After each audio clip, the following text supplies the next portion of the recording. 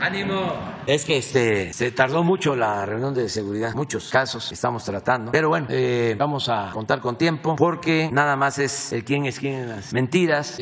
Como siempre, Elizabeth García Vilchis nos va a informar. Son botones de muestra, pequeñas pruebas, pequeños detalles, porque lo que prevalece es la desinformación en los llamados medios de comunicación convencional. Pero no es, para consuelo nuestro, un asunto solo de nuestro país. El poder mediático es usado por las oligarquías en el mundo para someter gobiernos. No quería, por ejemplo, Alemania involucrarse mucho en la guerra de Rusia y Ucrania, y en contra de la población de Alemania o de la mayoría de los alemanes, decide el gobierno mandar más armas a Ucrania por la presión de los medios de comunicación alemanes. Y eso pues se replica en todos lados. Ya hablábamos ayer de la fuerza, el poder, del Clarín en Argentina, del Mercurio en Chile, del País en España, del New York Times, del Washington Post, del Wall Street Journal en Estados Unidos y en el mundo occidental. Entonces hasta nos va muy bien aquí a nosotros. No tenemos de qué quejarnos. Claro que es un fenómeno relativamente nuevo porque había pasado como un siglo que la prensa mexicana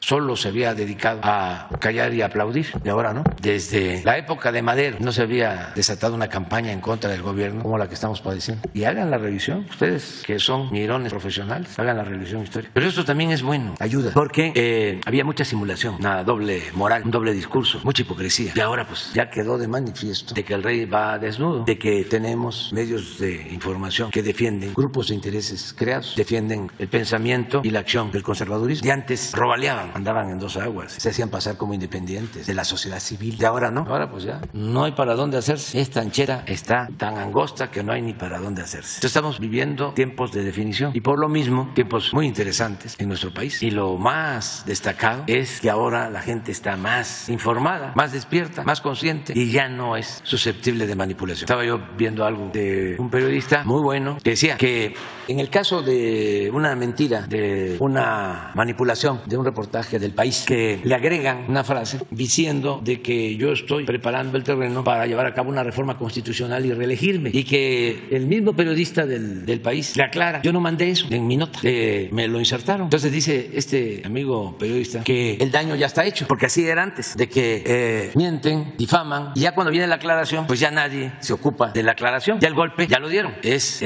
lo que siempre los tenemos, ¿no? La calumnia cuando no mancha tizna, o calumnia porque algo queda. Pues fíjense que eso ya no es del todo exacto. Este muy buen periodista recurre a eso, pero yo sostengo que ese truco no funciona, porque ahora sí hay posibilidad de réplica, y entonces pueden estar replicando y replicando y replicando, llamándoles mentirosos y manipuladores 1, 2, 3, 4, 5, 10, 50, 1000 veces. Y está uno recordando y recordando y recordando. Antes no había posibilidad, entonces sí funcionaba de que pegaban el golpe y ya cuando se aclaraba en la página 29, ¿no?, de la sección B del periódico, las cartas del lector, ¿se acuerdan?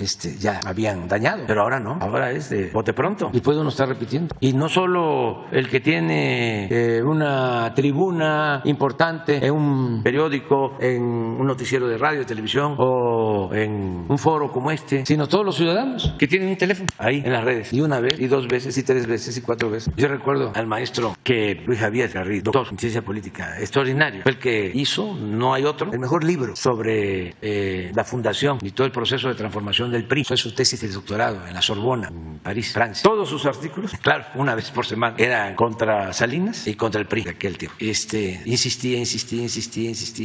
Pero bueno, una semana, ahora no, ahora puede ser constantemente. ¿Cómo es que se burlaban de él? Le decían el antipristo, extraordinario, gran maestro de la Facultad de Ciencias Políticas, muy bueno. Cuando nadie de los intelectuales orgánicos cuestionaban a Salinas. Luis Javier, que donde quiera que esté, sepa que lo recordamos con mucho cariño, que fue de los precursores de este movimiento. Entonces, bueno, pues vamos a ver qué dice Elizabeth. Con su permiso, señor presidente, buenos días a todos, a todas, a los que nos ven a través de redes sociales en cualquier rincón del país. Vamos a iniciar la sección ¿Quién es quién en las mentiras de la semana? Hoy es 25 de enero de 2023. Y bueno, la oposición se pinta de cuerpo entero, lucran y fecinan con el supuesto fallecimiento del fiscal Alejandro Gers. Primero fueron medios de comunicación como El Financiero, Tabasco Hoy y Primera Plana MX que inventaron y publicaron como información que el fiscal general de la República, Alejandro Gertz Manero, padece cáncer de páncreas, lo cual es absolutamente falso. Luego en las redes sociales como Twitter se viralizó la mentira de que el fiscal habría fallecido en Estados Unidos a causa de una operación realizada. El rumor escaló tanto que se hizo tendencia nacional en Twitter por varias horas. La oposición dio por cierto este rumor y comenzó el festín. La actriz Laisha Wilkins publicó: lo que no logró la justicia humana, lo logró el cáncer de páncreas. Justicia divina. Este tuit hay que mencionar que alcanzó, es decir, lo vieron más de 1 millón de personas. Después circuló un tuit con el mismo mensaje atribuido a Diego Fernández de Ceballos y el hashtag que significa que no descanse en paz. Eso los retrata. No tienen ningún respeto por la vida. Ricardo Alemán le pidió al presidente presentar la renuncia de Gertz Manero, la cual por supuesto que tampoco existe. También participaron miembros de la oposición diseminando mentiras sobre la salud y supuesta muerte del fiscal. Luego procedieron, porque no les fue suficiente nada más mentir sobre la enfermedad y la muerte y burlarse de eso, lo cual es bastante bajo, procedieron a falsificar un documento en el que supuestamente el presidente López Obrador le pedía al titular de la Unidad de Inteligencia Financiera, Pablo Gómez, revisar los antecedentes fiscales y financieros de 13 personajes que presuntamente fueron considerados para sustituir al fiscal. Pero si vieron el documento, es una cosa súper mal hecha. Ni el lenguaje ni las formas son del estilo del presidente. Y bueno, ya ni decir de la firma que ni se parece. Pero a propósito de lo que hablaba el presidente, hasta aquí esta nota, pero a propósito de lo que hablaba el presidente sobre el periódico El País, tenemos a uno de los clientes más frecuentes de esta sección y pues una más del diario El País. Tergiversan discurso del presidente de México. Vamos a ver qué dijo El País. El 18 de enero de 2023, el periódico español El País, en su versión en inglés, publicó una nota firmada por Elías Camaji, en la que a la letra decía, escuche bien, el actual presidente, Andrés Manuel López Obrador, quien asumió el cargo en 2018 y busca reescribir la Constitución para permitir una candidatura a la reelección. Lo anterior se escribió en inglés, pero nosotros procedimos a traducirlo al español. Esto, por supuesto, nunca ocurrió, es falso. El presidente de México no declaró tal cosa, pero fue ampliamente difundida en redes sociales, abonando a este discurso que es una perorata de la oposición en México y de algunos medios de la prensa internacional, quienes buscan desprestigiar al presidente López Obrador por la lucha contra la corrupción, la desigualdad y su exitosa estrategia de seguridad, que nada más y nada menos le da una aceptación del 70% y lo posiciona como uno de los líderes mundiales más destacados, aunque les duela. Causa rareza que el propio autor de la nota se deslindó de lo publicado por El País y el diario se vio obligado a eliminar esa parte y hacer la corrección correspondiente. Sin embargo, como ya lo mencionó el presidente, esto ya había corrido en la red, por lo que el desmentido, que fue una respuesta a un tuit, no fue lo suficientemente contundente para llegar a las mismas personas a las que les llegó el bulo. Esto es mala leche. El artículo del País sobre el caso de García Luna, titulado El juicio en Estados Unidos contra el zar antidroga, García Luna amenaza el entorno de Felipe Calderón. Ahí salió esta aseveración falsa. En la versión en inglés, como ya dijimos, El País le agregaron unas frases para decir que el presidente Andrés Manuel López Obrador quiere reformar la Constitución para reelegirse, lo cual no estaba en el texto original. Y vamos por par. El periodista de Jacobin Magazine, Kurt Hagbart, es quien denuncia la pifia del País. Y en la pantalla ustedes pueden ver, y también por los que nos ven a través de las redes sociales, aquí está el periodista Kurt Hagbart, quien dice: ayer El País hizo algo muy grave. Y sí, porque la sede es responsable por todo contenido que sale bajo su nombre. En la versión en inglés de su artículo sobre el proceso de García Luna, insertaron una mentira absoluta, que AMLO quiere cambiar la Constitución para reelegirse. Las mentiras, hasta aquí, Kurt, y agradecemos mucho su colaboración y su compromiso con el periodismo, pero las mentiras destacadas sobre México en la prensa internacional nunca cesan. En El País internacional de hoy, dice Kurt Hagbart, Elías Camaji alega que AMLO está buscando reescribir la Constitución y esto es una falsedad absoluta y debería darte vergüenza. Eso es lo que escribe él a través de Twitter. Pero aquí viene primero el desmentido del reportero quien escribió originalmente la nota en español. Él se deslinda a través de Twitter del agregado que le hizo la redacción del País y le dio la razón al periodista estadounidense que denunció y le contesta: hola Kurt, yo no escribí eso en el artículo original en español. He hablado para que lo aclaren los traductores y corrijan ese error. Y como ya dijimos, a esto el periódico El País solo corrigió el artículo y eliminó la frase agregada de la edición en inglés y dijo que fue un error de traducción. Sabemos si el error error de traducción estuvo en que le aumentaron, porque pues no hay tal. Y bueno, vamos con la siguiente.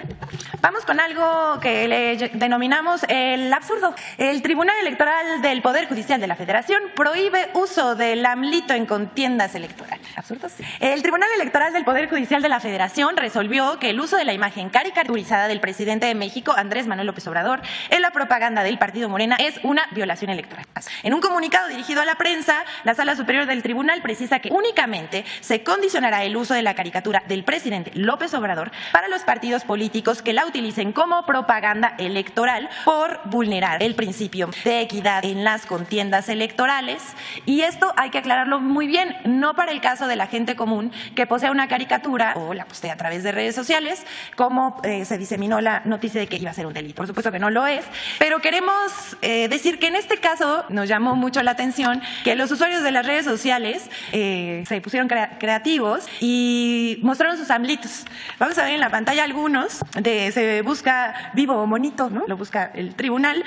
También tenemos la cobija de AMLO, si alguien sabe dónde la vende, por favor. También tenemos uno de un AMLito viajando por Estados Unidos, en Brooklyn. Y bueno, pues hasta aquí esta parte de la sección, pero vamos a ahondar más en el tema sobre las mentiras que se difundieron sobre la supuesta muerte del fiscal Alejandro Gertz Manero.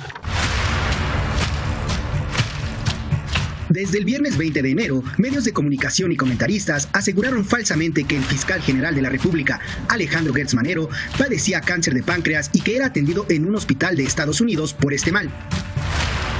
Posteriormente, el sábado 21 de enero, se desató en redes sociales una campaña que aseguraba falsamente la muerte del fiscal general de la República en un hospital de Estados Unidos donde era tratado por cáncer. La noticia falsa de la muerte del fiscal general provocó una serie de mensajes de odio en su contra en las redes sociales. Sin embargo, en conferencia de prensa matutina, el 23 de enero, el presidente Andrés Manuel López Obrador negó que el fiscal padezca algún tipo de cáncer e informó que Alejandro Gertz fue sometido a un tratamiento de columna. En un esfuerzo por seguir desinformando, en redes sociales se publicó una carta falsa en la que supuestamente el presidente López Obrador solicitaba al titular de la Unidad de Inteligencia Financiera, Pablo Gómez, un informe detallado sobre alguna irregularidad fiscal o financiera de los posibles sustitutos de Alejandro Gertz Manero al frente de la Fiscalía. Dicha carta también fue desmentida por el presidente López Obrador en la conferencia matutina del 23 de enero. Infodemia. Es cuanto, señor presidente. Muchas gracias. A ver, vamos como lo informamos, precisamente para que no se oculte información y se garantice el derecho del pueblo a la información. Vamos a estar presentando información sobre el juicio de García Luna en Estados Unidos, porque no queremos que pase de noche. Y lo que buscamos con esto es estigmatizar o rechazar todo aquello que tiene que ver con la corrupción, porque antes hasta se celebraban estas cosas. Se utilizaba el poder para robar y el corrupto ni siquiera perdía su respetabilidad, hasta se le aplaudía. Además que son muy fuertes nuestras culturas y no pudieron porque querían que se aceptara la corrupción como algo normal. Un político llegó a decir que la corrupción era parte de la cultura del pueblo de México y se equivocó rotunda completamente. Además es ofensivo. Nuestro pueblo es honesto. La mayor riqueza de México es su honestidad. Sin embargo, las élites y el conservadurismo, que es sinónimo de corrupción, querían imponer la deshonestidad como forma de vida, como forma de gobierno, en compañía de la hipocresía. Los sepulcros blanqueados. Entonces es muy importante que se conozca todo esto para que sea aleccionador y que no se repita. Justicia es prevenir, justicia es la no repetición. Y no tiene difusión suficiente el caso en los medios convencionales en México. Y se apuesta a defender a García Luna porque pues tiene que ver con ese pasado que imperó durante mucho tiempo y con el proyecto que avalaron las élites, no solo los traficantes de influencia, sino también los medios de información y los intelectuales orgánicos o alcahuetes del régimen y muchos millones que aspiraban a lo material, a triunfar a toda costa, sin escrúpulos morales de ninguna índole. Sectores de clase media, aspiracionistas, porque querían establecer como forma de vida el que vale, el que tiene, como te ven, te trata. Entonces, por eso es muy importante todo esto, para que no vuelva a suceder. La política es un noble oficio y el poder solo tiene sentido, solo es puro si se pone al servicio de los demás. Que no estén pensando, sobre todo los jóvenes, y eso es lo más importante, las enseñanzas a las nuevas generaciones, de que el poder es fantochería, es corrupción, es prepotencia, es ganar dinero a costa de lo que sea, es vivir en mansiones, tener yates, de aviones privados. No, la política es una actividad de elevado nivel espiritual, ético, es un imperativo ético. Y qué bueno que se interesen los jóvenes por la política, pero que no estén pensando que es un medio hacia la obtención de riqueza mala vida, que la política es un negocio lucrativo. No, y es más reprobable todavía en el caso de los servidores públicos y en especial los responsables de garantizar la seguridad pública. Imagínense si los que van a proteger al pueblo son corruptos. No se debe aceptar la corrupción en ningún caso, pero si los que van a combatir la violencia, de evitar la drogadicción que lleva a la muerte a miles de jóvenes en la actualidad, si ellos son parte de esas bandas que distribuyen, que trafican con droga, el daño que causan, si usan el poder para ese propósito, si no hay fronteras entre el crimen organizado, la delincuencia organizada o de cuello blanco y la autoridad, si es lo mismo, ¿qué esperanzas de que la sociedad va a salir adelante y vamos a lograr una sociedad mejor? Entonces, por eso tenemos que informar sobre este juicio y hacer nuestras conclusiones y ojalá y salga todo, que no se oculte nada. A ver, ¿qué informe tenemos de lo de ayer? Con su permiso, señor presidente. Buenos días. Vamos a presentar el reporte del segundo día de las audiencias del juicio contra Genaro García Luna en la Corte del Distrito Este de Brooklyn, en Nueva York. Y el juez Brian Coogan, que es el que interrogó al primer testigo que se presentó el primer y segundo día, que es Sergio Villarreal Barragán, que fue policía federal, después lugarteniente del cártel Jalisco, del cártel de los Beltrán Leiva, y que pues contó su versión acerca de los sobornos que recibió García Luna el día de ayer y de cómo incluso en una ocasión fue secuestrado por el propio jefe de jefes, como se le conocía, Arturo Beltrán Leiva, para reconvenirlo y para pues pagarle pues los sobornos. Y luego como también describió un operativo en el que sicarios de los Beltrán Leiva, disfrazados de policías federales de la AFI de la CIEDO, pues detuvieron a uno de los integrantes del Mayo Zambada, a su hermano, y que fue detenido, después entregado a las autoridades. A su vez también en este segundo día, pues él dio cuenta de un acuerdo que tenía con la policía de la AFI y García Luna, de comisos que hacían de otros cárteles y que se dividían las ganancias a la mitad. Esa fue, digamos, casi toda la audiencia el día de ayer, y ya se presentó un segundo testigo, Tirso Martínez Sánchez, conocido como el futbolista, que pues él se dedica a lavar dinero del cártel, bueno, de varios cárteles, del cártel de Sinaloa, y que él asimismo se asumió como el distribuidor o como el operador para la distribución de cocaína en Los Ángeles, en Chicago y Nueva York, y que a su vez él compraba algunos equipos de fútbol mexicanos para lavar dinero de los cárteles, en particular el de los Gallos Blancos del Querétaro. Entonces esto lo vamos a presentar el día de hoy en un video y pues eso. Ayer, 24 de enero, concluyó el segundo día de audiencia del juicio contra Genaro García Luna en la Corte del Distrito Este de Brooklyn, Nueva York. El juez Brian Coogan y los 12 miembros del jurado, cuya identidad es anónima, continuaron escuchando las declaraciones de Sergio Villarreal Barragán, el Grande, lugarteniente de los Beltrán Leiva. Interrogado por la Fiscalía, el Grande afirmó que tras convertirse en secretario de Seguridad Pública, García Luna dejó de acudir con frecuencia a las reuniones con el cártel de Sinaloa, en las que recibía los pagos por el apoyo que les brindaba, y en su lugar comenzó a enviar a Luis Cárdenas Palomino, quien recibía el dinero destinado a García Luna en maletas negras conocidas como chorizo. Villarreal Barragán declaró que a medida que el cártel de Sinaloa fue expandiéndose, los pagos a García Luna aumentaron. En un principio de una bolsa a la que aportaban todos los líderes del cártel, pero tras la ruptura interna de la organización criminal, directamente de Arturo Beltrán. A cambio de dichos pagos, García Luna les ofrecía tanto información como el control de aeropuertos y carreteras en todo el país. Como ejemplo de la información que García Luna proveía al cártel a través de Cárdenas Palomino, el Grande mencionó que él fue informado de que la DEA estaba monitoreando y siguiendo a su cuñado. También fueron informados de los planes para capturar al Mochomo, de las casas de seguridad que se iban a catear e incluso de los planes para irrumpir en la boda de la Barbie, por lo que nadie acudió a la boda, ni siquiera a la Barbie. El Grande también afirmó que García Luna les dio algunos contactos para que el cártel obtuviera equipos de intervención de comunicaciones, espionaje y contrainteligencia. Villarreal Barragán relató haberse disfrazado de miembro del Asiedo para detener al rey Zambada, quien luego fue entregado al entonces secretario de Seguridad Pública de la Ciudad de México y a los verdaderos agentes del Asiedo. Además dio órdenes para que se le tomaran fotos para evitar que pudieran cambiar al detenido, señalando que en México todo es posible. El testigo también narró cómo Arturo Beltrán Leiva secuestró a Genaro García Luna en la carretera Cocoyoc para demostrarle que nada era imposible. El secuestro se debió al enojo de Beltrán por el apoyo de García Luna a El Chapo y al Mayo, además de que Cárdenas Palomino ya no contestaba sus llamadas y los operativos siempre eran en contra de los Beltrán. Después de retenerlo por unas horas, García Luna fue liberado en la misma carretera. Tras las incendiarias acusaciones del Grande, el abogado defensor de García Luna, César de Castro, procedió al contrainterrogatorio. La defensa buscó descalificar al testigo enfatizando que es un delincuente peligroso y temido, por lo que sus declaraciones carecen de validez. Pero en el proceso, de Castro cometió ciertos errores en las preguntas, confundiendo algunos nombres, lo que generó que luciera un poco frustrado y enojado al no poder acorralar al testigo. De Castro realizó una declaración directa al testigo, argumentando que Arturo Beltrán había matado a 2 mujeres en su casa por haber criticado a su esposa, lo cual el testigo manifestó ser cierto. Finalmente, De Castro cerró su interrogatorio preguntando al testigo si sabía de grabaciones de García Luna con Beltrán y, en su caso, si las había entregado a la fiscalía, a lo que el testigo respondió que sabe de la existencia de cintas, pero que no las tiene en su poder. Tras esta declaración, De Castro se dirigió al jurado y expresó que no hay evidencia ni grabaciones de su cliente con Arturo Beltrán. La audiencia concluyó con las declaraciones preliminares de un nuevo testigo, Tirso Martínez Sánchez, el futbolista, lugarteniente del cártel de Sinaloa. Martínez era el encargado de los cargamentos de cocaína transportada en tren a Los Ángeles, Chicago y Nueva York, y compró diversos equipos de fútbol como los Gallos Blancos de Querétaro, que eran usados para lavar dinero del narcotráfico.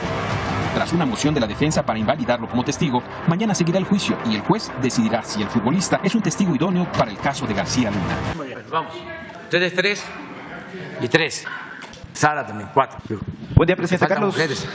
Sí, Carlos Domínguez, Carlos Domínguez de Nación 14, presidente. Sobre los ataques del sindicato de taxistas de Quintana Roo a choferes de la plataforma digital Uber, preguntarle qué acciones está tomando su gobierno y el gobierno estatal de Quintana Roo para evitar que sigan sucediendo estos ataques. Pues poco a poco estos han ido escalando, pasando de agresiones verbales a poncharle las llantas, incluso retenerle sus unidades junto con el pasaje, al menos hasta que la autoridad local llegue a rescatarlos. Presidente, esto es una bomba de tiempo que pudiera terminar en mayores consecuencias con el tiempo, pues apenas antier bloquearon la avenida de conecta al aeropuerto con la zona hotelera en protesta por las detenciones de sus compañeros detenidos en flagrancia por estas agresiones.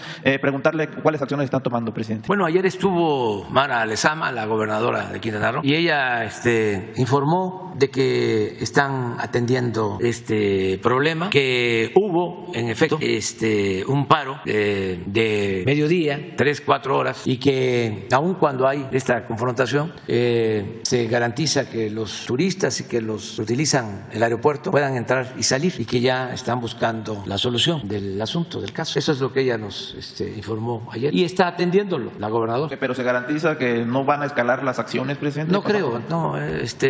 Si hay diálogo y si se le da la razón a quien la tiene, no tiene por qué haber problema. En este caso, un tribunal determinó que Uber sí puede, sí tiene la competencia para trabajar, para ofrecer sus servicios, pero el sindicato se opone. Pues eso lo tienen que resolver allá, y hay vías legales, y está atendiéndolo la gobernadora de Quintana Roo, y le tenemos, repito, confianza a Mara Lezama. ¿Parte de Estados Unidos? No, siguen llegando turistas. Hay cada vez más turistas que llegan a Quintana Roo. Para que tengan un dato, están en algunos casos. Hay días que llegan, salen y aterrizan 700 aviones en ese aeropuerto. Ya hay prohibición para vuelos particulares ciertos días, en ciertos horarios. Ya les dicen, sí puedes venir, si eres un privado, tienes tu avión para aterrizar, pero tal día, tal hora, porque está saturado. Por eso también se está haciendo el aeropuerto de Tulum, que va a ayudar muchísimo. Es que no es fácil encontrar un paraíso como este. O sea, llegan de todo el mundo. Hay vuelos de todo el mundo, de turistas. No solo de Estados Unidos, muchísimos turistas de Canadá, de Europa, de Asia, de todos lados. Entonces, ya se está resolviendo este caso. Me llamó mucho la atención que hubo demasiada difusión. Sí, pero pues es que...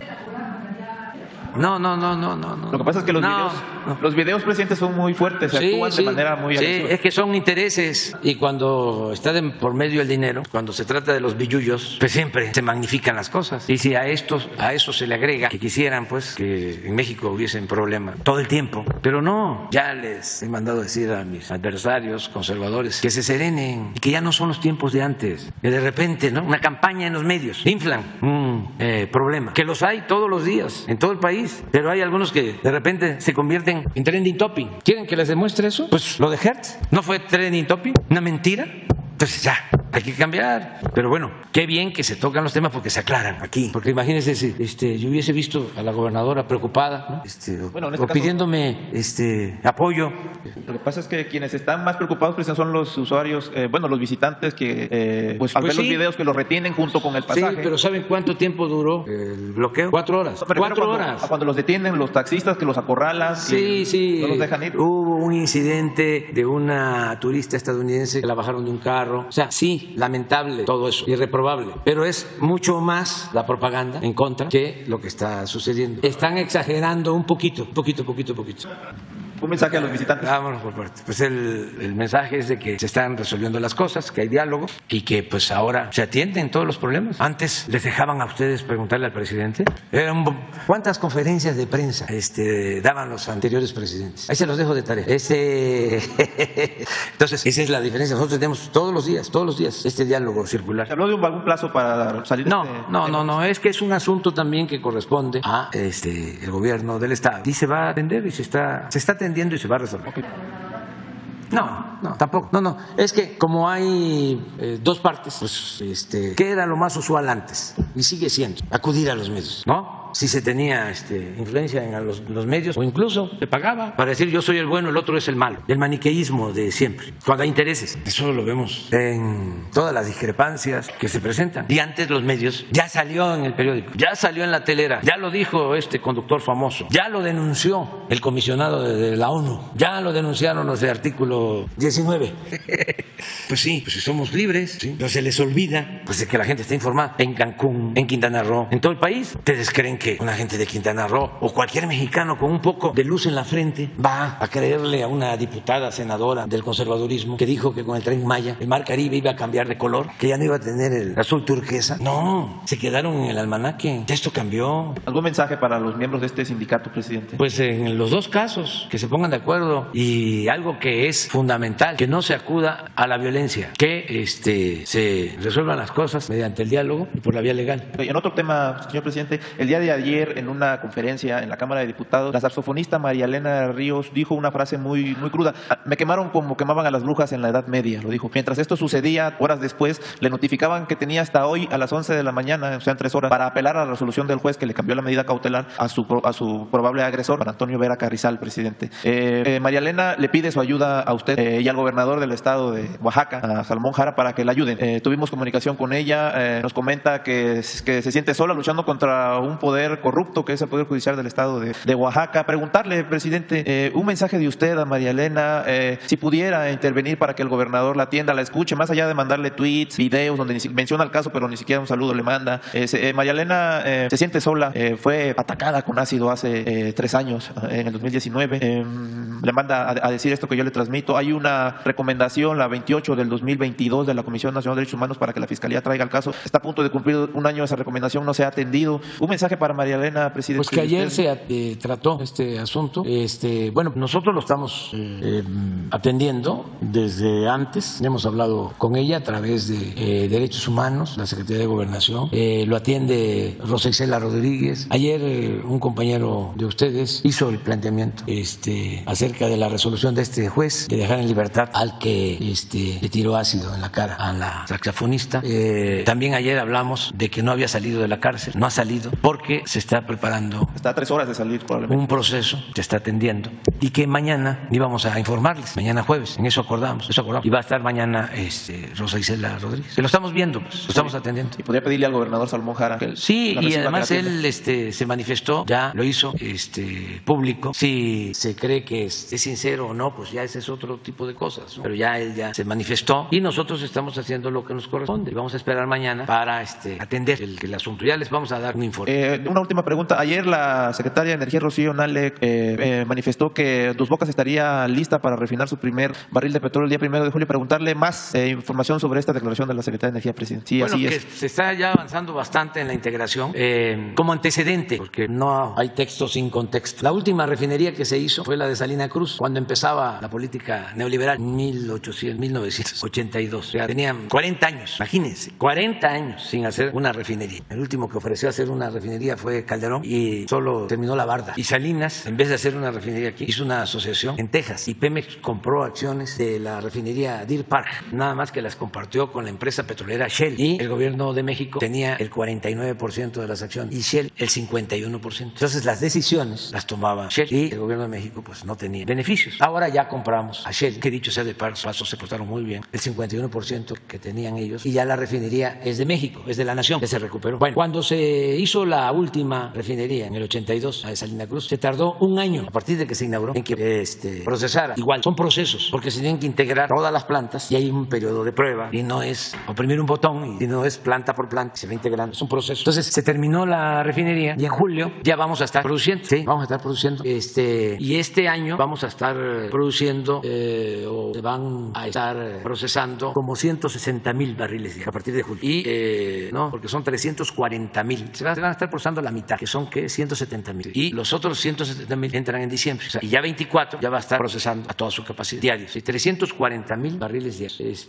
Yo voy a ir para allá. Tengo una reunión mensual con todos los gerentes de las refinerías, porque tenemos como meta que antes de que termine el gobierno vamos a ser autosuficientes. Ya no vamos a comprar gasolina ni diésel en el extranjero, porque ya sabemos que si producimos aquí los combustibles podemos mantener precios bajos y eso nos ayuda a todos, ayuda al consumidor, ayuda al industrial, ayuda al comerciante, nos ayuda a todo el pueblo porque, por ejemplo, ahora con la inflación, el impacto que tienen los energéticos en México es 0.3, es más bajo en Estados Unidos y es más bajo que en Europa, porque rescatamos Pemex y porque se están rehabilitando las refinerías y se está construyendo esta refinería y se compró lo de las acciones de Deer Park y estamos construyendo 2 plantas grandes, toquizadoras, para refinar, para tener más gasolinas, menos combustible. Entonces son 2 plantas grandes, una en Tula y otra en Salina Cruz. Son $8,000 millones de inversión. Todo presupuesto público, nada de deuda. Entonces vamos bien, estamos rescatando a Pemex. De una vez les adelanto de que el día 18 de marzo vamos a conmemorar un aniversario más de la expropiación petrolera. Y lo vamos a hacer aquí en el Zócalo, 18 de marzo, porque fue una decisión histórica que nos ha salvado, esa decisión patriota del general Lázaro Cárdenas. Si no fuese por eso, imagínense, si hubiese seguido con la misma política de privatización del petróleo, estaríamos, lo dije hace unos días, importando petróleo crudo, porque todo el periodo neoliberal fue de caída, de crecimiento en la producción, de declinación de los campos petroleros, que los agotaron, y imperó en Pemex la corrupción, como es de dominio público. Entonces se está rescatando a Pemex con los trabajadores, con los técnicos, y sí, amerita conmemorarlo. El día 18 de marzo. Sí, un acto grande. Están invitados todos. Tenemos que defender nuestra soberanía, tenemos que defender el petróleo, tenemos que defender la industria eléctrica y también vamos a invitar a nuestros cantantes, los que les gustan a la gente, al pueblo. Va a ser fiesta porque rescatamos a Pemex y a la Comisión Federal de Electricidad.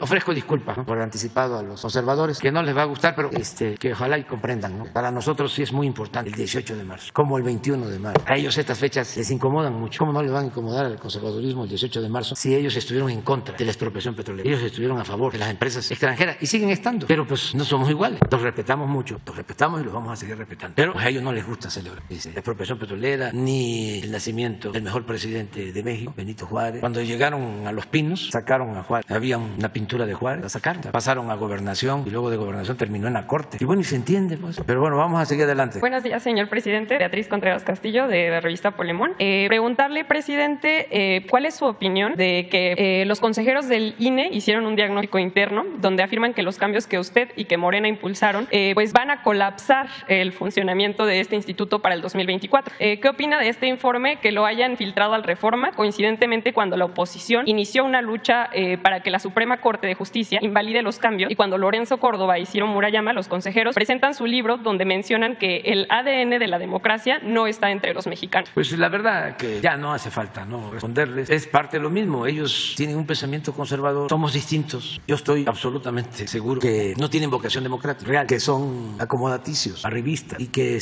tienen un pensamiento conservador. Les molesta lo que hacemos. La democracia nuestra, que es la definida desde los griegos, que consiste en que demos es pueblo y kratos es poder, de modo que la democracia es el poder del pueblo. Entonces es muy contrario a su pensamiento de que el poder es de la oligarquía, de los de arriba. La democracia es el poder del pueblo, para el pueblo, con el pueblo. Ellos quisieran una democracia en donde todos los intereses contaran, menos el interés del pueblo. Esa es nuestra diferencia de fondo. Ahí están los intelectuales. Sheridan, ¿para qué lo repetimos? Dice el pueblo no es bueno, el pueblo es malo. Y es una disputa, un debate de siglos. Costó muchísimo de que se aceptara el voto universal en México. Eso se lo debemos a Madero, porque durante todo el siglo XIX el debate era si se aceptaba el sufragio universal o no, y la corriente conservadora siempre defendió de que el voto tenía que ser selectivo. Incluso no se consideraba al peón de la hacienda como ciudadano, no tenía derecho a votar, como el caso de las mujeres. ¿Cuándo votan las mujeres? Pues a partir de mediados del siglo pasado. Entonces, ese pensamiento conservador pues está vigente, y aunque parezca paradójico, contradictorio, los funcionarios del INE no son demócratas, pero pueden ser intelectuales. Don Justo Sierra era un gran intelectual, se le llegó a considerar el maestro de América y no estaba a favor del voto universal. Y si uno ve a Sheridan, pues es lo mismo. Claro, hay una gran diferencia entre Don Justo Sierra y Sheridan. Es como querer comparar a Francisco Bulnes, aunque era un energúmeno conservador, con otro ingeniero, Enrique Krause, ¿no? Bulnes era conservador y todo, pero genial, el mejor de todos los conservadores del siglo XIX. Yo creo que el padre del pensamiento conservador del siglo XIX en México fue Lucas Alamán, y en el 20 pues cuesta encontrar uno así. Pero esto es eso. ¿Qué fue lo que dijeron a lo último? ¿No te escuché bien? Sí, bueno, la oposición ha emprendido pues esta campaña para que la Suprema Corte de Justicia invalide estos cambios con el famoso Plan B, y bueno, coincide ahora con este informe que filtraron y con el libro que acaban de publicar Ciro Murayama y Lorenzo Córdoba, que además lleva el título del nombre de una de las consignas de la marcha, que es El INE no se toca. También en sus cuentas de Twitter han estado constantemente diciendo que el Plan B pues afecta a la democracia en México. Incluso ayer o antier, creo, Ciro Murayama tuiteó que gracias al Plan B ahora los módulos del INE, que están supuestamente en perfectas condiciones, se van a convertir en oficinas de gobierno. No sabía eso, pero digo, la democracia es que la elección sea limpia y libre. Eso es la democracia, y eso es lo que tienen que estar ellos procurando. Es como la educación. ¿Qué se necesita para la educación? En lo básico, un maestro que quiera enseñar y un alumno que quiera aprender. Eso es lo básico. Además es importante, pero no deja de ser accesorio. Pero estos no nos vamos a entender con ellos. O sea, tienen una formación completamente diferente, les molesta mucho lo nuevo, no están a favor de la transformación. Y qué bueno, porque esto demuestra de que hay democracia, no hay pensamiento único. Antes pues, ellos hacían y deshacían. Claro, había oposición, nada más que pues, no se escuchaba mucho lo que decíamos porque nos tenían bloqueado y no habían redes. Pero fíjense lo que es la suerte en política, o el creador, o la suerte, el destino. Todo esto que estamos viendo desde García Luna, nosotros lo vivimos y creo que la libramos porque como no salíamos en los medios, hasta tenemos que agradecer, nos daban por muertos. Yo recuerdo que una vez le preguntaron a Calderón que sí nos vigilaban, que sí, ¿qué hacía yo? Creo que un periodista extranjero. Ahí anda, en los pueblos se reúne con 4, con 5 gente, 10 gente. Y sí, me dediqué a recorrer todos los pueblos de México, a visitar todos los pueblos. Y hablaba yo en las plazas y me acuerdo que desde Nayarit advertí de que lo de la guerra contra el narco era un error, que tenían que cambiar esa política. Iba a generar mucho sufrimiento. Y siempre hablaba yo en las plazas. Pero como no aparecía yo en el Reforma, ni en Televisa, en los medios, pues no se metieron con nosotros. Nunca imaginaron, porque como le tienen también desprecio al pueblo, nunca imaginaron que ir pueblo por pueblo, hablando en las plazas, iba a producirse con esa acción, se iba a generar, se iba a crear un movimiento importantísimo con la organización del pueblo, de abajo hacia arriba. Claro que llevó muchísimas fatigas, pero al mismo tiempo nos ayudó porque no se metieron con nosotros, no se metieron porque están loquitos. Entonces, tienen un pensamiento distinto a nosotros, todos. Pertenecen a lo que ellos llaman el círculo rojo. Entonces, se regodean entre ellos, caen en la autocomplacencia y es el autoengaño, porque no saben mirar para abajo, no tienen conocimiento de los sentimientos del pueblo, no recogen los sentimientos del pueblo, como decía Morelos, los sentimientos de la nación. Ellos andan en otras cosas completamente. Entonces, se malacostumbraron a eso, a la convivencia en la cúpula de poder, y ya eso pues ya no es la realidad, ya no es lo predominante. Y pues, qué bueno que hay estas diferencias, ¿no? Lo que impidieron fue una reforma constitucional, se quedaron molestos, porque impiden una reforma constitucional para que no cueste 25,000 millones de pesos una elección, que se pueda hacer con la mitad del dinero. Y el ejemplo pues está aquí, es predicar con el ejemplo. Cuando llegamos nosotros, presidencia ejercía, y búsquenlo en la información oficial, que es pública, 3,600 millones de pesos. Y nosotros ejercimos el año pasado 500 millones. ¿Y qué? ¿Cómo es que dice que le va a pasar al INE? ¿Se va a qué? ¿Colapsar? Sí, se colapsó la presidencia. ¿Se colapsó la presidencia? De 3,600 a 500. ¿Se colapsó la presidencia? No. Entonces, pero ellos ganaron, se quedaron con ese presupuesto. Los partidos también, con muchísimo dinero. En vez de 500 diputados, estábamos proponiendo 300, quitar a los plurinominales. Ellos ganaron porque el INE no se toca. Y van a haber 500. Ellos ganaron también porque nosotros estamos planteando que solo existiera un instituto nacional que organizara todas las elecciones, no 32 institutos. Ganaron porque el INE no se toca. Y lo único que se logró es que se reduzcan el sueldo, y eso los lleva a presentar una controversia constitucional. Nada. Me decían que iban a hacer una marcha, que no, exageran. Solo que usen esa marcha pero para defender a García Luna, porque en una de esas ese es es el propósito. ¿Pero qué le van a defender al INE si ganaron? Si el INE no se toca. A lo mejor Claudio y los machuchones están pensando en eso, ¿no? En hacer una marcha para defender a García Luna y sacar ahora como excusa de que el INE no se toca. Ya, chole. Mejor que se quiten ya, por completo la máscara. Sí, García Luna es inocente. Ya. Y lo tenemos que defender porque es de nosotros. Fue el secretario de Seguridad Pública con Calderón. ¿Y quién apoyó a Calderón en el fraude? Pues los mismos. Los abajo firmantes. Son los mismos. Y hay constancia. Y si hubo fraude o no hubo fraude. Bueno, lo aceptó Fox. ¿Qué más pruebas? Primero diciendo últimamente de que se había equivocado, de que estaba arrepentido de no haberme desaforado, de haber dado marcha atrás en el desafuero. Antes ya había dicho que claro que había cargado los dados, que yo era un peligro para México. Así, abiertamente. Están los testimonios sobre el fraude. Y son los mismos que están defendiendo. Pero los que votaron por Calderón y los que votaron por Fox, ¿qué culpa tengo yo? ¿Por qué no asumen que se equivocaron, que los engañaron? ¿Y por qué en vez de reclamarles a ellos, se lanzan contra mí? Ahora sí que como diría el mismo clásico. ¿Y yo por qué? ¿Quién nos manda? Es de sabios cambiar de opinión. Además, tener capacidad para rectificar. Es decir, me equivoqué, me engañaron. No.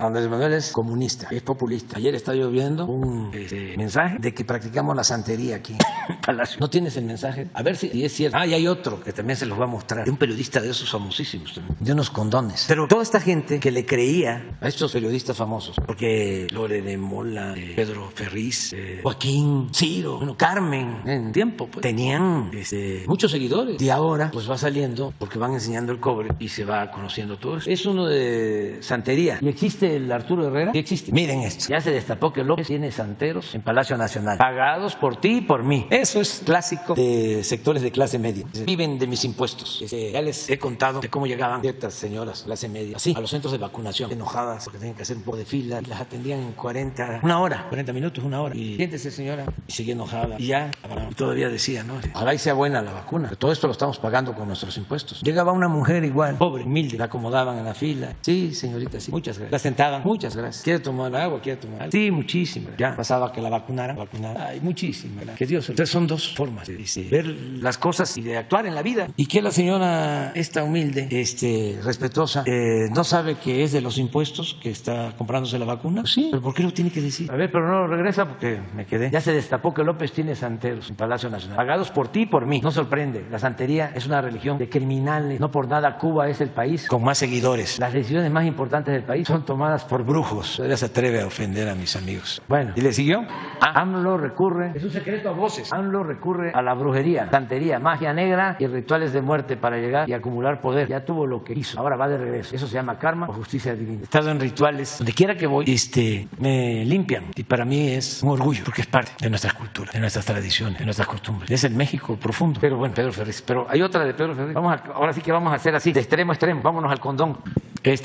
Lo sacó José Hernández de La Jornada, caricaturista. Me voy a vengar de Hernández. Voy a decir que es uno de los mejores caricaturistas de México. Espérame, para que le den sus llegues en las redes. Como también al FIS, Helio Flores. Son los que quedan. Sí, está durito, pero ayuda. Es de Pedro Ferriz. Pero es para los jóvenes también y para todos. Luego se enojan porque tenían de ídolo a Pedro Ferriz y de repente ven todo esto y dicen, pues no era yo tan inteligente, ni porque estudié maestría y doctorado hasta en el extranjero. Yo siguiendo a Pedro Ferriz y miren. Bueno, pues resulta que esa foto no es mía. La pusieron ahí. Es del presidente Trump. O sea que es un montaje. Pero ¿por qué no buscas a Hernández, que es el que lo dice? No, al contrario, me ayudan. O sea, que si hasta los voy a premiar. Porque esta es parte de mi trabajo. Imagínense ir haciendo conciencia. El tweet de Hernández. Reuters. Es una agencia internacional que desmiente, ¿no? Esa imagen no corresponde. Y eran los famosísimos. Y siguen siendo. Porque hay quienes no quieren dar su brazo a torcer. Pero esto ayuda mucho. ¿Tienen más? Lo dejamos para después. Que nos los manden. Presidente, igual en estos mismos temas, pues hay varios medios que están haciendo la cobertura del juicio de García Luna, pero la han hecho enfocada en desestimar los testimonios de quienes han ido ahora a comparecer al juicio del secretario de Seguridad de Felipe Calderón. Dicen que como son personas involucradas en el crimen organizado, quienes lo acusan, no vale los testimonios que están dando. Incluso han buscado romantizar a García Luna, incluso ayer el Financiero, que resaltó no el testimonio que se dio en contra del secretario, sino que le dijo dijo te amo a su esposa. ¿Piensa que hay una campaña desde ciertos medios, específicamente en México, para demeritar ese juicio contra García Luna? Pues no me meto en eso, ¿no? Pero sí vamos a cuidar de estar informando, porque como se decía en la época de la colonia, obedecer y callar es el deber del vasallo, y durante mucho tiempo eso hicieron los medios, obedecer y callar como vasallos. Entonces ya se terminó esa etapa, entonces hay que informar, nada de callar, hay que informar. Por eso vamos a estar pasando lo que está sucediendo sin buscar actuar de manera tendenciosa, sino lo que opinan las partes, pero que se conozca, que la gente tenga información. Entonces por eso lo hacemos. ¿Lo tienes? Ahí está. Para los jóvenes, cuando estaba en su apogeo Ferriz de Con, trabajaban con él Carmen Aristegui, Javier Solórzano, y él era el más duro, el más derechoso, y Carmen y Javier Solórzano parecían como más objetivos. Ese era el juego. Pues pasa el tiempo, pues sigue siendo lo mismo, nada más que no lo notaba la gente. Y Javier Solórzano se une a, ¿cómo se llamaba el argentino? ¿Fernández Menéndez? No, el argentino que sobornaba Ahumada, que crearon un periódico, el Independiente, ¿sí? Independiente, como los movimientos, los partidos independientes del pueblo, no del poder. Entonces ahí, muy lamentable, porque él tenía una postura pues seria y se mete con Ahumada y sale mal, pues, aun cuando sigue haciendo periodismo y no es lo mismo de Pedro Ferriz también. Y Carmen se independiza, es así, y se convierte en la paladina de la libertad y engaña a muchísima gente, muchos, supuestamente con esa postura plural, independiente, de la sociedad civil, como el Reforma, más que un poquito más refinado el estilo. Ya ven, ¿cuál es el lema del Reforma? Que el otro día lo estaba yo viendo. No es que hay algo que es información objetiva o profesional o algo así. Bueno, sí, Corazón de México, pero tiene un subtítulo: información objetiva, profesional, veraz, independiente. Ese periodismo independiente del pueblo, independiente del poder, y sobre todo del poder económico, del diablo y de otros traviesos. Pero en fin, eso es otra cosa. ¿Ya? Buenos días, señor presidente. Alejandro Alemán, del diario Plaza Juárez. Mi primer planteamiento es en relación a esta falta de acceso de justicia y un ejercicio del poder que no es legal. Y en este caso se trata de la señora Dora Benavides García, que en 1996 fue despojada de una extensión muy amplia en la ciudad de Reynosa durante el gobierno de Manuel Cavazos Lerma, y sobre esos terrenos que eran de ella se construyeron varias colonias, como la colonia Jarachina, Lomas de Jarachina, Solidaridad, Esfuerzo Nacional, Integración Familiar.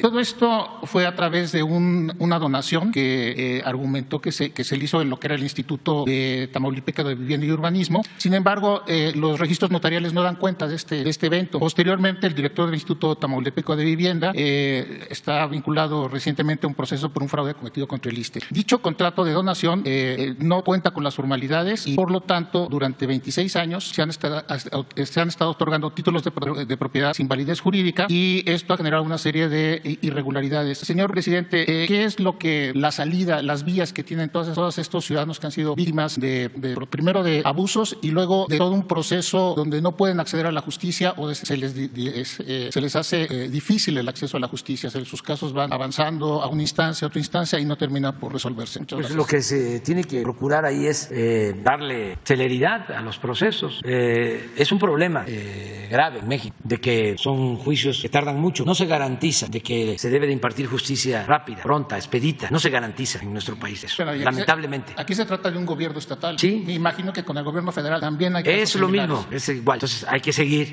denunciando y exigiendo que se resuelvan todos estos casos. Hay que ver dónde están, si ya pasaron del Ministerio Público y están en el Poder Judicial, en juzgados, en los tribunales superiores de justicia de los estados, en este caso puede ser, y si no están en instancias federales, si hay amparos, o sea, todo eso en lo que nosotros podamos ayudar, lo hacemos. Okay, muchas gracias, ¿Sí? Aquí con Jesús, que nos digas exactamente cómo está la situación, y nosotros intervenimos, ayudamos. No nos corresponde en sentido estricto o de manera directa, pero lo cierto es que todo lo que es justicia, pues es nuestra responsabilidad, es nuestro deber, es nuestra obligación, ¿sí? Atenderlo. Muchas gracias, presidente. De acuerdo con Jesús. Y siguiendo esta línea de lo que es el sistema de justicia, con el nombramiento de la nueva presidenta de la Suprema Corte de Justicia de la Nación, ella habló de que iba a trabajar en el sistema nacional anticorrupción, que lo iba a reactivar o que iba a participar más. El sistema tiene 6 años de que se fundó. En esta administración tampoco ha avanzado, y la verdad no es un asunto solo del Ejecutivo. Da gusto que la Suprema Corte quiera participar, pero también hay que decir que el Senado tiene pendientes algunos nombramientos. Apenas en diciembre pasado fue su primera asamblea, no asistió el titular de Gobernación, y bueno, pues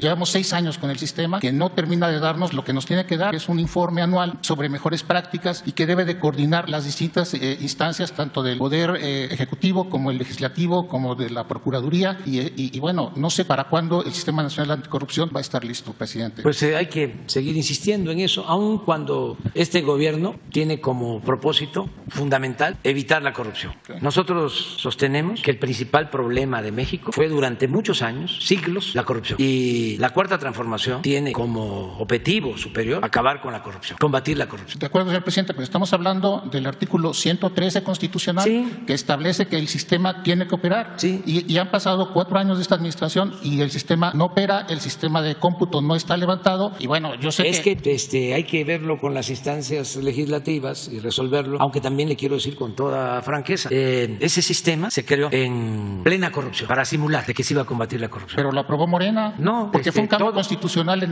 el 16. Todo lo que sea combate a la corrupción se aprueba, pero no es eso lo fundamental. Lo fundamental es no permitir que nadie robe, no permitir que haya impunidad. Y existe en la subsecretaría, subprocuraduría, ¿no? Subfiscalía, una fiscalía anticorrupción en la Fiscalía General, que es autónoma. Yo le tengo desconfianza a estos organismos porque se crearon, es como el Instituto para la Transparencia. ¿Para qué se creó? ¿Sí? Para que todo se ventilara y todo se conociera y no hubiese corrupción. ¿Sirvió para eso? No ha servido. Y nos cuesta 1,000 millones de pesos al año. Pero tenemos derecho a la información, tenemos derecho a saber. Pero eso lo pueden resolver de otra manera. Todos los servidores públicos estamos obligados a informar. No se necesita un aparato. ¿Sabe para qué sirvió ese aparato? Para ocultar información. Y así como ese, muchos otros. Mire, usted habla de la aprobación de este Instituto Anticorrupción. Es Sistema Nacional Anticorrupción. Sistema Nacional Anticorrupción. Bueno, cuando aprobaron el Sistema Nacional Anticorrupción, no se dieron cuenta de que en la Constitución no se consideraba delito grave la corrupción. Imagínense si no fue una vil simulación. ¿Por qué no primero reformaron la Constitución para declarar delito grave la corrupción? Eso lo hicimos nosotros. No, lo que crearon fue el aparato, porque así engañaban, de que de esa manera íbamos a combatir la corrupción, íbamos a tener acceso a la información, no iba a haber monopolios. Todos estos organismos coordinar los organismos. Sí, de la llamada sociedad civil. Pues lo mismo, independientes del pueblo, totalmente controlados por los que se sentían amos y señores de México. Todos los organismos crearon el Instituto para combatir los monopolios, para garantizar la competencia. ¿Y qué? ¿Se logró quitar a los preponderantes, a los monopolios? No. Y nos cuesta muchísimo mantener todos esos aparatos. Y nosotros, el presidente de México no tiene facultades para intervenir, porque era la República de los independientes, para proteger intereses y para simular de que se combatía la corrupción, de que se combatía el ocultamiento de información, y por eso se necesitaba la transparencia, que en efecto la transparencia es una regla de oro de la democracia. Pero pues, ¿para qué el aparato? A ver, señor presidente, discúlpeme nada más para plantear esto. El Sistema Nacional lo que plantea es la coordinación entre todas las instancias que tienen que ver con transparencia y lucha a la corrupción para que hacer un trabajo mucho más ordenado. Eso no se ha logrado, pero como está en la Constitución, a nivel estatal sí hay sistemas estatales anticorrupción y sí han estado funcionando, no están en todo el país. Es decir, este esfuerzo por trabajar la anticorrupción con un sistema coordinado no ha terminado de fraguarse y está dentro de la Constitución, y tampoco hay una posición clara de decir no sirve, eliminémoslo o vamos a echar marcha atrás. Hay sistemas anticorrupción estatales como Guanajuato, como Aguascalientes, que ya están dando... No me quiero reír a carcajada. Bueno. O sea, por favor, no es así. Desde su punto de vista no funciona. No funciona. Y es simulación y es gasto innecesario y es tener control de áreas estratégicas en donde se puede robar con impunidad. Entonces no esperamos en su gobierno que en estos yo no voy a promover eso. No voy a promover eso. Nunca estuve de acuerdo con eso. No creo que eso ayude. Mire, existe la Secretaría de la Función Pública, que era la antigua Contraloría, que se convirtió en función pública en los gobiernos. Existe la Auditoría Superior de la Federación. Del Legislativo. Sí, del Legislativo. Existe el Legislativo, en particular la Cámara de Diputados, que tiene como facultad exclusiva la aprobación y el seguimiento del presupuesto. Existe el Poder Judicial. Entonces hay instituciones. La Fiscalía también. Bueno, la Fiscalía General. Si usted sabe de un caso de corrupción, va y presenta la denuncia a la Fiscalía. Entonces no lo veo necesario. Lo considero que es una duplicidad de funciones, es seguir agrandando el aparato burocrático, que el presupuesto, en vez de llegarle a la gente, se quede en el gobierno, como era antes. El gobierno estaba ensimismado. La mayor parte del presupuesto era para mantener al gobierno. Era un gobierno mantenido, corrupto y bueno para nada. Entonces, si no se acepta la corrupción, para empezar, los que tienen que ver con la responsabilidad de que se maneje con honestidad del presupuesto, tienen que ser gentes honestas, que eso es lo que hay que buscar. Entonces, ¿es un tema más de personas que de instituciones? Es que si fuese un problema de leyes, no habría problemas. No hay ninguna ley que diga que está permitido robar. Y roban. Lo que hay que hacer es cambiar la mentalidad, formar gente honesta, que existan en las universidades, bueno, desde los libros de texto de primaria, que se eleve la importancia de la honestidad como forma de vida, como forma de gobierno. La educación más cívica. allá que la corrupción, porque la corrupción es robarse el dinero, la honestidad es no robarse el dinero y ser consecuente, congruente. Pero durante todo el periodo neoliberal, que es sinónimo de corrupción, cuando saquearon a este país, hace poquito, no hace mucho, y es el saqueo más grande que ha habido en la historia de México. Ni en las universidades, ni en la prensa, ni en la Cámara de Diputados, ni en la Cámara de Senadores, desde luego, ni en el gobierno se hablaba del problema de la corrupción. No existía. Si usted se pone a revisar los periódicos, va a una hemeroteca y hace una investigación de 6 meses de los periódicos. Ni siquiera váyase a las notas, váyase a los editoriales. 6 meses. Agarre Reforma. Todos los editoriales de 6 meses del gobierno pasado o del anterior. Y nada más busque cuántas veces aparece la palabra corrupción. Haga el ejercicio. ¿Saben? En la agenda nacional no existía el grave problema de la corrupción. ¿Qué era lo que existía en la agenda? Las reformas estructurales, la reforma fiscal, la reforma energética, la reforma educativa. Porque eso era lo que les importaba. ¿Y qué era la reforma fiscal? Aumentar los impuestos a las clases medias y condonar los impuestos a los de arriba. ¿Y qué era la reforma energética? Entregar el petróleo a extranjeros, entregar la industria eléctrica, que pagara más por la luz un consumidor de clase media que el Oxxo. Entonces el tema de la corrupción no existía. Menos el de la austeridad republicana. A ver, hagan una revisión. Si algún periódico, revista, hicieron una crítica cuando decide Calderón comprar el avión a Peña Nieto. Ese avión que no hemos podido ni vender, porque es tan lujoso que no hay quien lo quiera comprar. No me estoy disculpando, es que es así. Nada era normal. ¿Sabes cuánto cobraron solo para construir el hangar del avión que compraron? 1,000 millones de pesos. ¿Y sabe cuánto tiempo iba a durar ese hangar? 5 o 6 años. ¿Por qué? Ese aeropuerto se iba a cerrar con la construcción del aeropuerto de Texcoco, otra tranza, y a la basura 1,000 millones. Solo del hangar del avión presidencial. Pero de eso busque en los medios. No, señor presidente, esa es la narrativa, pero a final de cuentas los informes ahí están, los informes de transparencia ahí están, porque tenemos derecho a saber y tenemos derecho a buscar esa información y saber cuánto costó el hangar, en qué se ha desperdiciado el dinero, si es el caso. La Auditoría Superior de la Federación tiene muchos años haciendo la auditoría al gobierno federal, tiene exigiendo reglas de operación, entonces tiene que haber buenas reglas, tiene que haber buenas instituciones para combatir la corrupción, aunado a lo que usted menciona, pero buenos funcionarios. Sí existen. El asunto es que hay complicidad,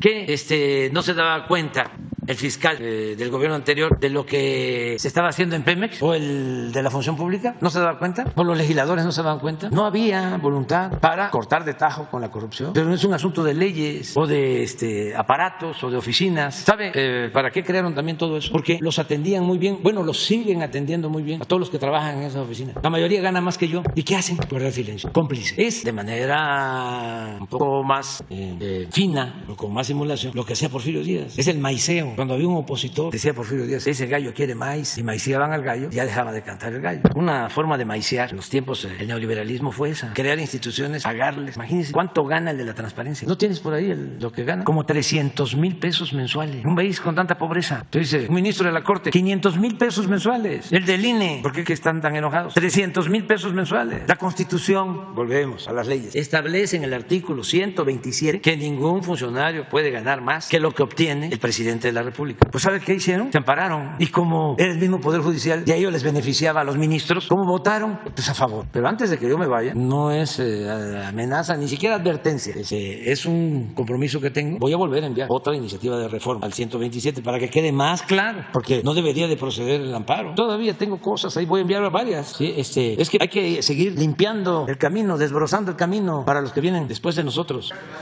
¿Mande? La oposición para que sea un cambio constitucional. Pero es que ahí me va a servir también, ahí me ayuda para saber quién es quién. Es que, No, es politización, o sea, que es importante. Es que hace mucho daño la simulación, muchísimo. Entonces ya, basta. Bueno, ¿teníamos algo? El salario debe ser como 280, más o menos, 300. El del 151, ¿de quién? Del INAI. Sí, pues es bajo, desde luego gana más que yo, pero todos ellos ganan, la mayoría. Creo que hay uno o dos magistrados que no se ampararon. 151, sí. Yo debo de ganar ahorita como 200 en bruto, y dice ingreso ordinario bruto mensual. 166, sí. Pero la mayoría de todos los directivos de estos organismos autónomos, entre comillas, ganan más. Entonces, yo celebro pues que te estés preocupado por eso, porque sí es un grave problema de la corrupción. Yo sostengo que no es pandemia, es una peste. Nada ha dañado más a México que la deshonestidad de los gobernantes. Eso es lo que ha dado al traste con todo. Esa es la causa principal de la desigualdad económica, de la pobreza, de la violencia, la corrupción. Si logramos desterrarla, dicen, no, va a ser muy difícil. No, si hay voluntad arriba, y si va quedando y hay sí, como una enfermedad, por la ambición al dinero, que tenemos que irla contrarrestando, que eso es parte de la revolución de las conciencias, que la gente valga por sus principios, por sus ideales, por su espiritualidad, por su humanismo, que la gente sea feliz por eso, no por los bienes materiales que acumula y que no importe la manera en que obtienen esas fortunas. Tenemos que avanzar, que es que nos pasa a nosotros, tenemos que andar pendientes. Es un hambre de dinero, es como cuando llegaron los invasores, los conquistadores, que no solo por eso, pero decían, nosotros tenemos una enfermedad muy grave, muy grave, muy grave. Le decían a los indígenas que solo se cura con el oro. Pues esa enfermedad existe, es un vicio, es una adicción que hay que andar pendiente, pero cuando menos, además de erradicarla, no dejar de señalar a los corruptos, porque eso es lo que nos va a sacar adelante. Yo siempre pongo el ejemplo de Dinamarca. Es un país pequeño, pues, no tiene la misma población que tenemos nosotros, pero no tiene corrupción, no hay corrupción. Es más, no se entiende cuando uno habla de corrupción. Sí, pero como no hay corrupción, en ese país no hay pobreza y no hay violencia, y tienen establecido lo que se llama estado de bienestar porque no hay corrupción. Entonces tiene que ser un ideal. Nos pueden decir, o antes pensábamos, ¿cuál es el principal problema de México? El desempleo, la inseguridad, la falta de educación, la salud, los bajos salarios. Sí, todo eso. Pero lo principal, lo que genera o produce todo eso es la corrupción. Porque nuestro país tiene muchísimos recursos naturales. Bueno, tiene tantos recursos naturales que lo han saqueado por siglos y todavía tenemos recursos para sacar adelante a México como se está haciendo. Además, un pueblo bueno, un pueblo trabajador. Esto es una élite de corruptos que no pudieron, además, porque vaya que lo intentaron, corromper a todos, que ese modelo se hiciera extensible. Y no, ese modelo no está en los pueblos y no está en las familias de la mayoría de los mexicanos. No pudieron. Y vaya que insistieron, que el que no tranza no avanza, que la moral es un árbol que da moras y que sirve para pura, decía el alazán tostado. Y político pobre, pobre político. O sea, que para ser político se necesitaba tener dinero. Y otra cosa que decían mucho, ¿no? Este es bueno para gobernar porque ya tiene, ya no va a robar. No, dinero llama dinero. Se necesitan principios, se necesitan ideales. Eso es lo fundamental para tener una sociedad mejor. Y sí se puede, porque este país tiene raíces profundas, tiene una cultura, o tenemos culturas de raíces profundas, milenarias, donde estoy seguro que no había esa vocación o esa ambición a lo material. Porque si no, tendríamos el problema de la corrupción en toda la sociedad. Y no, la tenemos arriba, en las élites. Yo tengo casos muchísimos de gente humilde. Antes la gente sembraba su maíz, iban a sus trabajaderos, sembraban, tenían sus milpas, cosechaban y dejaban en trojes en el campo su maíz. Y nadie se los robaba. No tenían ni siquiera la idea de la corrupción, de que había que robar. Todo esto ha ido cambiando, pero a mí me tocó ir a comunidades allá por finales de los 70, que la gente no podía dormir con la puerta abierta. O sea, los valores, las culturas de nuestro pueblo, eso es lo que nos ha sacado adelante siempre ante todas las calamidades. Y eso es a lo que hay que apostar. Y lo otro, pueden haber leyes, tribunales, jueces, funcionarios, y no sirve para simular. Nosotros estamos viendo, por ejemplo, lo de derechos humanos. Yo siempre sostengo, sí, hay que defender los derechos humanos, pero lo importante es que no se violen los derechos humanos. Yo tengo buena relación con defensores de derechos humanos desde ese tiempo. Entonces, no nos metemos a los partidos. No. Nosotros somos de la sociedad civil y la defensa de los derechos humanos. No, vamos a transformar para que ya no se violen los derechos humanos y que no tengamos organismos defensores de derechos humanos. ¿Quién es el principal violador de los derechos humanos? Pues el gobierno. Así era. Entonces, si se tiene un gobierno que no viola los derechos humanos, ¿para qué sirven o ya no tienen la misma relevancia las sociedades, organizaciones de derechos humanos? ¿Quiénes eran aquí los que torturaban, los que masacraban, los que se aliaban a la delincuencia? Era el mismo gobierno. O sea, la protección se recibía del gobierno. Entonces, era el que violaba los derechos humanos. Ahora no permitimos. Imagínense, estamos buscando mecanismos. Atentaron contra Ciro, gravísimo, por su vida y por lo que hubiese implicado para nosotros, para el pueblo de México, para el país, para el Estado mexicano. Es desestabilizar, socavar instituciones. Entonces, afortunadamente, detenemos, o la autoridad competente detiene a los autores materiales, pero necesitamos saber quién es el autor intelectual, o quién pagó y por qué lo hicieron. ¿Cómo era antes? Los torturaban. ¿Cómo fue lo de Ayotzinapa? Bueno, hasta por televisión había tortura con Lore de Mola. Entonces, nosotros, ¿cómo vamos a torturar? ¿Qué estamos planteando? Hacer una modificación para que el que informe pueda tener beneficio de reducción de pena y protegerlo, porque son asuntos de Estado, son asuntos muy graves y sí necesitamos saber. Pues en eso estamos, porque sí es algo importantísimo, pero se tiene al que disparó. Pero ¿y por qué lo hizo? ¿Cuánto le pagaron? ¿Quién ordenó? ¿Cuál fue la motivación? Porque esto es enrarecer la vida pública. Entonces, todo esto tiene que irse mejorando. Los estadounidenses tienen ese sistema que no está mal, de que tienen testigos protegidos o colaboradores. Entonces, quitamos penas, pero siempre y cuando sea válido también, ¿no? Pero eso uno lo puede saber, se puede llegar a eso. Y lo otro es el dinero, de que antes robaban, se llevaban el dinero y estaban pues en la cárcel, pero salían con todo lo que se habían robado. Y si era Estados Unidos, allá se quedaba el dinero nuestro. Ahora estamos procurando que todo lo que sea hurtado en México regrese. Por eso esta denuncia de García Luna o empresas vinculadas a García Luna que obtuvieron contratos. Estamos hablando de $700 millones. Sí, todo lo que ¿cómo se llama este lugar de España que estaba de moda? No, Andorra. Es un país, sí, un país, pero un país para un paraíso fiscal. Entonces, no, pues nos hace falta los recursos. Y es lo mismo, o sea, reparen el daño y eso va a significar una consideración. Luego la autoridad competente lo tiene que resolver. Pero si ya hay una reparación del daño, ya devolvieron el dinero, pues ya la justicia se hace cargo, ¿no? Es decir, puedes tener en vez de 30 años, 15 o 10 de condena, porque ya reparaste el daño, pero tienen que reparar el daño, porque es dinero del gobierno. Por eso creamos el instituto para devolverle al pueblo lo robado. Ahora viene, por ejemplo, la participación de deportistas en los Juegos Panamericanos y necesitamos ayudarlos. Ahí hemos ayudado con eso. Y se ayuda a comunidades muy pobres y lo vamos a seguir haciendo con ese dinero. Va a estar con ustedes de cómo se ha venido usando ese dinero. Viene también el Campeonato Mundial de Béisbol, por cierto. Nos habían cepillado en 2 juegos. Había ganado Mochis a Guasave, pero ayer, ¿qué creen? Ganó Guasave. Ánimo, Guasave. Y mi abrazo también para los Mochis, pero es que los algodoneros, pues es un equipo que ha surgido por la gente, es de los menos considerados en la Liga del Pacífico, porque pues Culiacán, Naranjero, que ahí jugaba el mejor bateador de Grandes Ligas, digo, de la Liga Mexicana, Héctor Espino, y son muy buenos, muy buenos, pero ahora queda en la final Guasave y Mochis, son vecinos, y la verdad que sí, yo le voy a Guasave, ojalá les vaya bien. Ayer estaban muy tristes porque ya son 7 juegos, y los 2 primeros que se jugaron en Mochis, los gana Mochis, y ayer ya van a jugar 2, están jugando 2 en Guasave, ya que Guasave ganó 1, y hoy es otro, y luego regresan a Mochis 3, si gana Guasave hoy, ya se empata la serie, y es nada para nada, y ya quedan 3, perdón, ¿sí?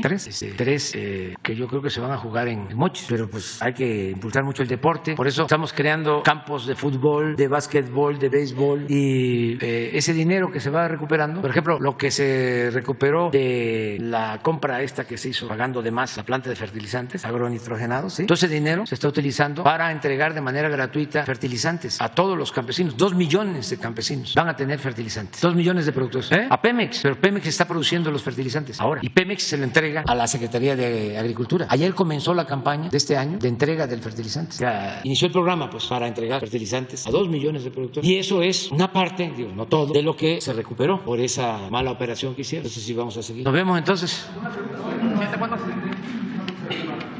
Daniel Rosas, de Corresponsabilidad de Telesur.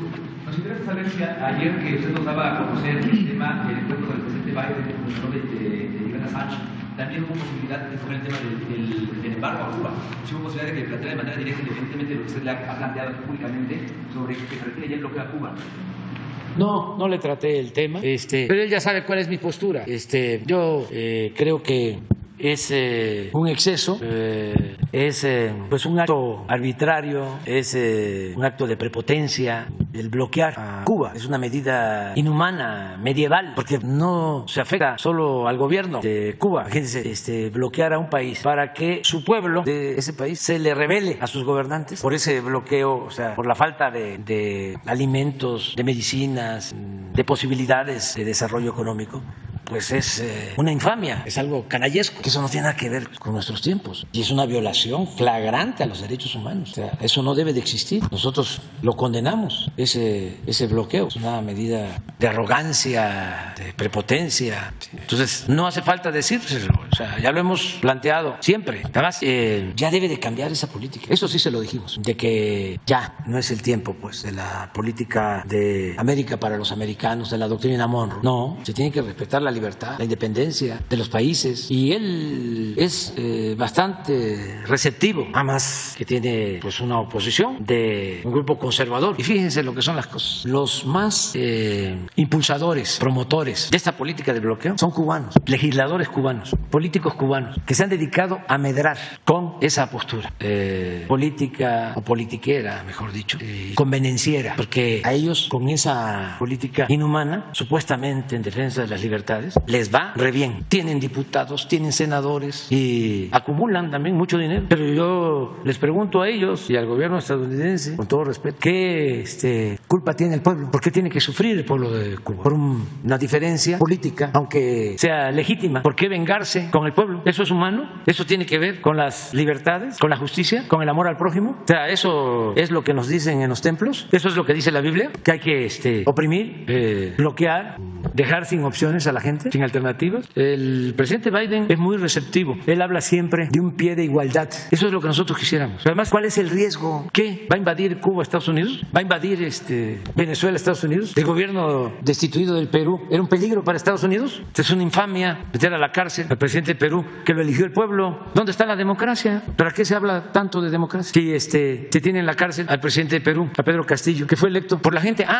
Pero lo eligieron los pobres, los de la sierra. No, lo eligieron los de Lima. ¿Y qué? ¿No vale lo mismo el voto de un indígena, de un campesino, que de un empresario, que de un intelectual en la democracia? Lo mismo en el caso de Assange. ¿Dónde está la libertad? ¿Qué hizo Assange? Obtuvo una información. El que le entregó la información ya está libre. Y Assange lo que hace es difundir esa información, esos cables. Pero esos cables los difunde también el New York Times y muchísimos otros periódicos. Y resulta que el que está en la cárcel es Assange, enfermo, y es también un escarmiento, un acto de venganza. ¿Qué tiene que ver eso con la libertad de expresión? Y siempre digo, y voy a seguir diciendo, la estatua de la libertad no puede quedarse nada más como un símbolo vacío. Entonces, así te contesto. Y ojalá en el caso del Perú, pues, se mejoren las cosas, que ya no haya represión. Salen a protestar y la policía. Ahora, se mete el ejército a la universidad con tanques. Por cierto, mi reconocimiento al presidente Boric de Chile, porque ayer en su intervención trató el tema muy bien. Y pues lo mejor en este caso es que se convoque elecciones, que sea el pueblo el que decida, que se acuda al método democrático y que se libere al presidente que injustamente está encarcelado, y con todo respeto que ya no siga metiéndose la embajadora de Estados Unidos en el Perú. Eso es lo que pienso sobre este asunto. Muy bien, nos vemos mañana. Ya nos van a regañar. Ahora sí, pasamos.